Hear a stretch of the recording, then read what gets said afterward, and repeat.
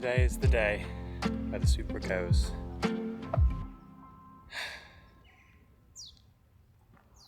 I've got a buyer for the Supra. It's actually someone from America. So I was contacted from an import company, or an export company I guess, in my perspective.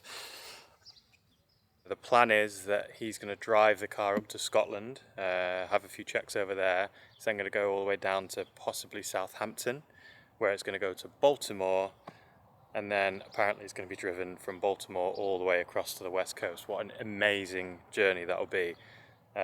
Slightly jealous that I'm not actually the one doing it myself.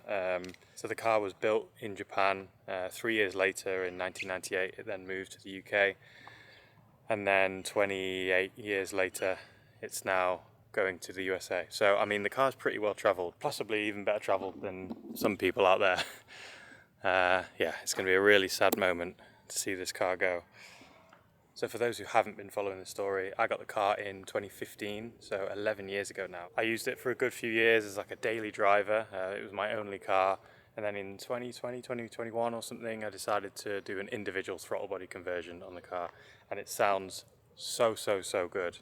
It then got used a little bit more sparingly. I bought a daily driver after that.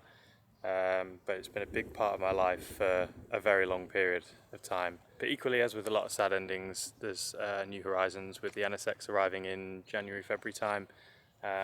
So yeah, I'm going to be back to being a two-car person, which is probably a little bit more sensible, isn't it? There's no shaking it. It's such an iconic shape of car, and just one of those cars that anywhere you drive, people look at you, they give you thumbs up. It's actually really quite a cool experience. It's almost like being a celebrity in this thing. It's got this iconic cockpit-shaped interior where everything is just pointed towards the driver. It's got modern things like electric folding mirrors, which actually don't work at the moment. Obviously air con, which actually doesn't work at the moment. Electric seats down here. It's got rear seats, which are somewhat usable. I've had 2 adults in there at a push. The all-important manual gearbox, this one's a 5-speed, but the best thing about this car is just this.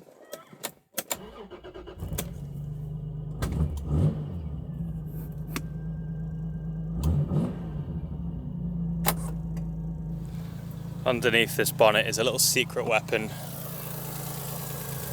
There's no intake gubbins over here, it's all done down here,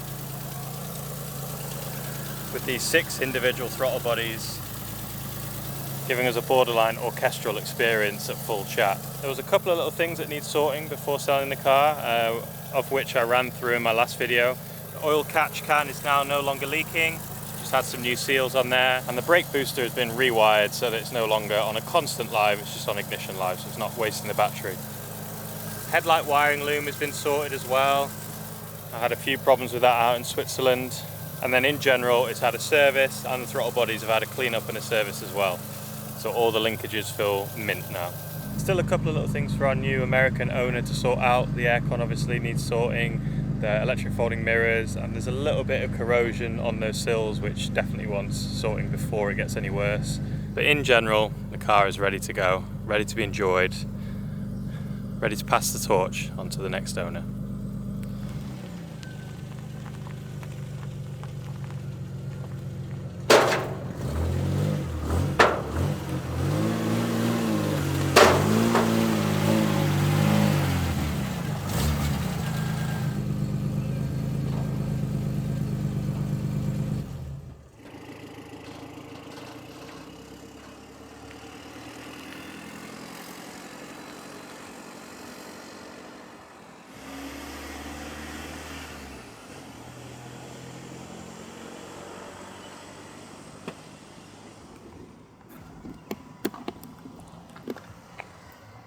And that is it.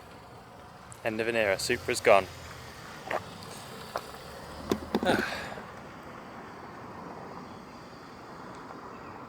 Thank you very much for watching. Subscribe if you want to subscribe. If you don't, then don't bother. See you in the next one.